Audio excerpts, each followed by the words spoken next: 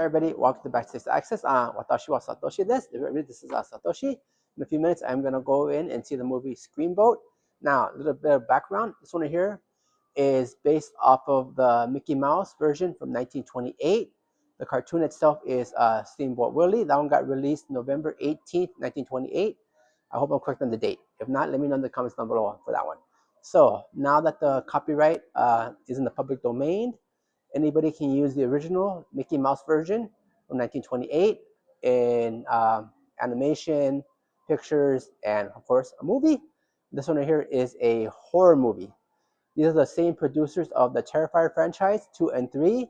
So I'm really excited to see how they took a classic as Mickey Mouse and made him into a horror character. And of course, there's been other horror characters released this past year or so. So Winnie the Pooh, Peter Pan, the Grinch, and then also coming soon will be Bambi in the horror universe. So somebody's getting creative with our classic characters now. All right, folks, I'll be back later.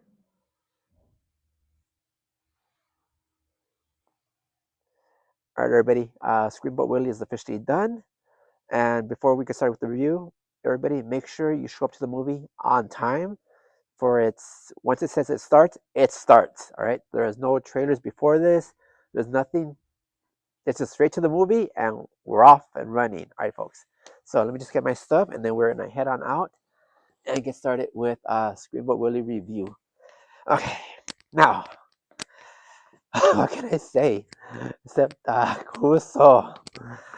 This one right here, uh, story-wise, interesting. It took a lot of inspiration from, I guess, let's see, what's the best way to describe it? Urban legends of Disney, rumors, myths, all that weird, unusual stuff that people have heard over the years about Disney himself. So that's kind of interesting right there on that note. All right, so let's see. If you're a Disney fan, they do a lot of references, Easter eggs, gags on Disney itself. So watch for it, listen for it. You'll definitely recognize a lot of them on that right there. So that was an added bonus. They even did, I guess, let's see, a tribute to Steamboat Willie itself, which I was cracking up when I saw that. I mean, I'm pretty sure people were looking at me like, why is this guy laughing at this? He must be nuts.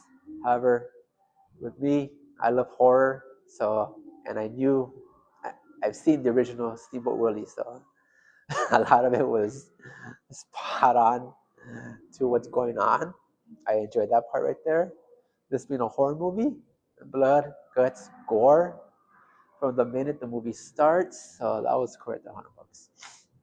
So that's good right there. What else can I say? Let's see, blood, guts, gore. Story-wise, good all the way through. Some of the visuals could have been a little bit more better at it.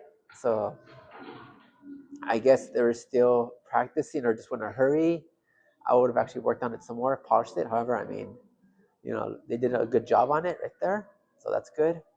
Now, overall, based on story, visuals, references, playing out the Disney part, it's going to get a 7.5 out of 10.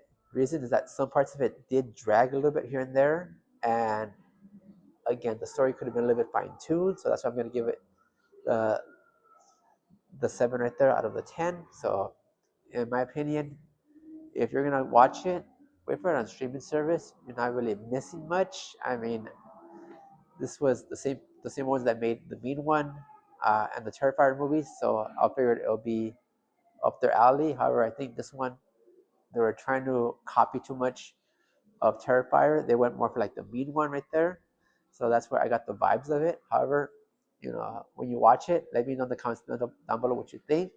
So from Backstage Access, folks. As always, dead men tell no tales, and Jikai Made.